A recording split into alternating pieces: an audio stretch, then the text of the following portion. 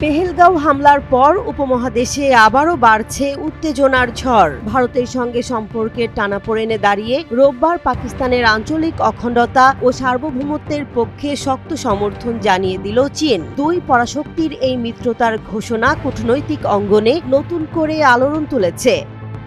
রোববার চীনা পররাষ্ট্রমন্ত্রী ওয়াং ই ও পাকিস্তানের পররাষ্ট্রমন্ত্রী ইসহাক দারের ফোনালাপে স্পষ্ট বার্তা দিয়েছেন বেইজিং। চীনের পররাষ্ট্র মন্ত্রণালয়ের দেয়া বিবৃতিতে বলা হয়েছে, গভীর বন্ধুত্বের প্রতীক ও সর্বক্ষণের কৌশলগত সহযোগী অংশীদার হিসেবে চীন পাকিস্তানের বৈধ নিরাপত্তা উদ্বেগকে সম্পূর্ণভাবে বোঝে এবং এর সার্বভৌমত্ব ও নিরাপত্তা স্বার্থ রক্ষার প্রচেষ্টাকে সমর্থন করে।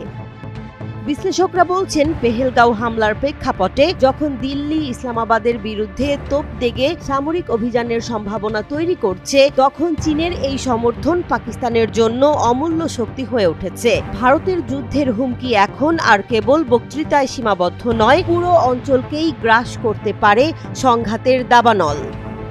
কূটনৈতিক সূত্রগুলো মনে করিয়ে দিচ্ছে, ভারত চাইলেই একতরফাভাবে কোনো সিদ্ধান্ত নিতে পারবে না। চীন ফ্যাক্টরকে অবশ্যই তাদের কৌশলে বিবেচনায় রাখতে হবে। প্রয়োজন পড়লে চীন সামরিক সহায়তা পর্যন্ত দিতে পারে বলে আশঙ্কা করছেন অনেকে।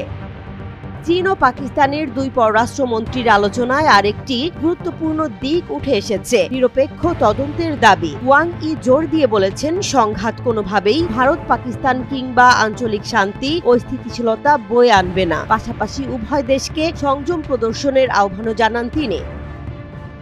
পাকিস্তানের পক্ষ থেকে ইসহাক দার জানিয়েছেন, ইসলামাবাদ সবসময় সন্ত্রাসবাদের বিরুদ্ধে দৃঢ় অবস্থানে রয়েছে এবং উত্তেজনা উস্কে দিতে পারে এমন কোনো পদক্ষেপের বিরোধিতা করে। একই সঙ্গে পাকিস্তান পরিপক্ক মনোভাব নিয়ে আন্তর্জাতিক সম্প্রদায়ের সঙ্গে সক্রিয় যোগাযোগ বজায় রাখার প্রতিশ্রুতি দিয়েছে।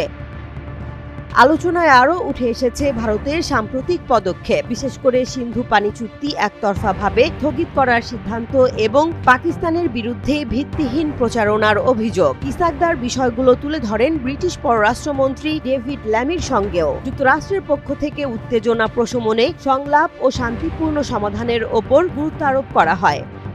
বিশ্লেষকরা মনে করছেন, উপমহাদেশ এখন একটি অনির্ধারিত অশান্তির মুখোমুখি দাঁড়িয়ে আছে। একদিকে যুদ্ধের দামামা, অন্যদিকে বিশ্ব শক্তিগুলোর শান্তি বজায় রাখার কূটনৈতিক প্রয়াস। এখন প্রশ্ন একটাই, উত্তপ্ত মঞ্চে কার হাত কাঁপবে আগে?